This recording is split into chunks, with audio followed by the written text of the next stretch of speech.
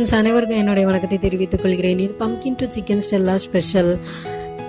ஒரு மாதமாக நான் வீடியோவே போடலை, ஏன்னா சில முக்கியமான காரணங்களால் தான் நான் போடலை. இனிமேல் நான் போடலான்னு நினைக்கிறேன், பார்க்கலாம். இப்போ நீங்கள் வந்து பார்க்குற பீச் வந்து கோவளம். நான் வந்து ஒரு 2 மந்த்துக்கு முன்னாடி இந்த பீச்சுக்கு, இந்த இடத்துக்கு போயிருந்தேன். அப்போ நான் ஷூட் பண்ணது தான். இப்போவும் நான் ஒரு சிம்பிளான ஒரு ரெசிபி தான். ஏற்கனவே ஒரு மாதத்துக்கு முன்னாடி நான் வந்து ஷூட் பண்ண வீடியோவை தான் நான் போட போகிறேன். ரொம்ப சிம்பிளாக தான் இருக்கும். நீங்கள் லாஸ்ட் வரைக்கும் பாருங்கள். இந்த சேனலை நீங்கள் சப்ஸ்கிரைப் பண்ணால் வந்தீங்கன்னா ப்ளீஸ் சப்ஸ்கிரைப் பண்ணி சப்போர்ட் பண்ணுங்கள்.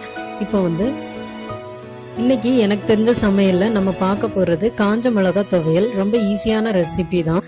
இது எப்படி செய்யலான்னு பார்ப்போம், வாங்க வீடியோக்குள்ளே. 10 காஞ்ச மிளகா எடுத்து 1/4 மணி நேரம் தண்ணியில் ஊற வச்சுக்கோங்க.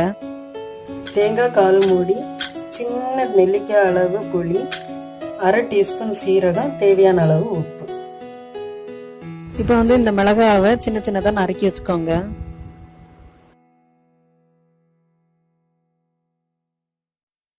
தேங்காய் வந்து நம்ம துண்டு துண்டாக வெட்டி வச்சுருக்கிறதுனால மிக்சியில் லைட்டாக குறகுறன்னு அரைச்சிக்கோங்க.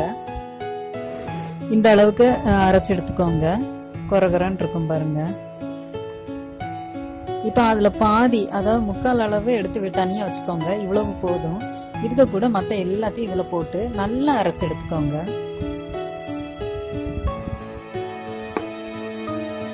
இப்போ பாருங்கள், இந்த அளவுக்கு சாஃப்டாக அரைச்சிக்கிடணும்.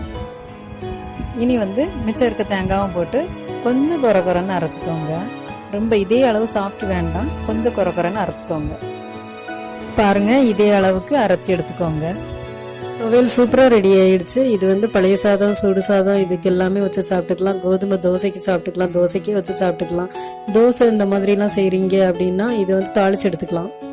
அப்புறம் வந்து கோதுமை சாதத்துக்கும் வச்சு சாப்பிட்டுக்கலாம். ரொம்பவே டேஸ்ட்டாக இருக்கும். கோதுமை சாதம் எப்படி செய்யணுங்கிறதையும் நான் இப்போ சொல்கிறேன் இன்னொரு நாள். ஒரு சிஸ்டர் கேட்டிருந்தாங்க, துவையலுக்கு வந்து நீங்கள் தாளிக்கவே இல்லையே அப்படின்னு. நான் வந்து டிஃபனுக்கு மட்டும்தான் தாளிப்பேன். இந்த துவையல் உங்களுக்கு பிடிச்சிருந்ததுன்னா லைக் பண்ணுங்கள், ஷேர் பண்ணுங்கள், கமெண்ட் பண்ணுங்கள், சப்ஸ்கிரைப் பண்ண மறந்துடாதீங்க. இப்போ வந்து சில வீடியோவை பார்த்துக்கோங்க.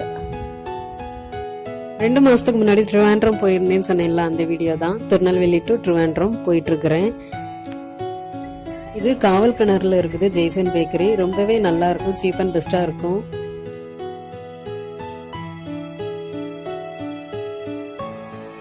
இது பார்த்துக்கோங்க, நார்வேல் போத்தீஸ். இப்போ வந்து கேரளாவுக்குள்ள என்ட்ரு ஆயாச்சு.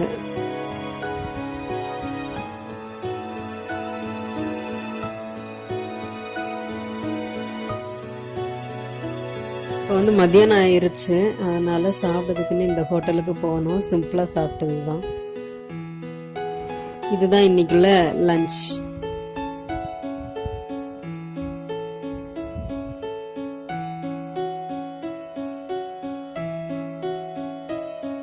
அப்புறம் சாப்பிட்டுட்டு ஏர்போர்ட் போக வேண்டியது இருந்தனால ஏர்போர்ட் போனோம்.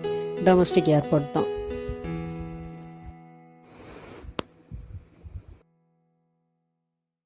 நம்ம ஏர்போர்ட்டுக்கு வந்து ரீச் ஆகியாச்சு. இதுதான் பார்த்துக்கோங்க.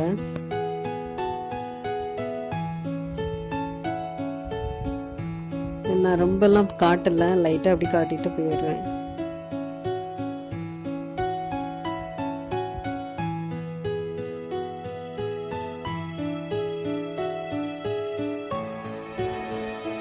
அப்புறம் வந்து சாயங்காலம் ஆயிடுச்சு. அதனால் கொஞ்ச நேரம் நாங்கள் பீச்சில் இருந்தோம். பீச்சில் இருந்துட்டு பக்கத்தில் நிறைய ரெஸ்டாரண்ட்லாம் இருந்தது. அதில் நாங்கள் ஒரு ரெஸ்டாரண்ட்டில் சாப்பிட்டோம். இந்த ரெஸ்டாரண்ட்டில் தான் சாப்பிட்டோம். நான் வந்து ஒரே ஒரு நான் வித்து ப்ரான் சாப்பிட்டேன். அப்புறம் அவங்க வந்து ரைஸ் வித்து மீன் கறி சாப்பிட்டாங்க. அவ்வளோதான். சாப்பிட்டு முடிச்சுட்டு வீட்டுக்கு கிளம்பிட்டோம். இந்த வீடியோ உங்களுக்கு பிடிச்சிருந்தா லைக் பண்ணுங்கள், ஷேர் பண்ணுங்கள், கமெண்ட் பண்ணுங்கள், சப்ஸ்கிரைப் பண்ண மறந்துடாதீங்க. இன்னொரு வீடியோவோட நான் உங்களை சந்திக்கிறேன். அது வரைக்கும் பாய்.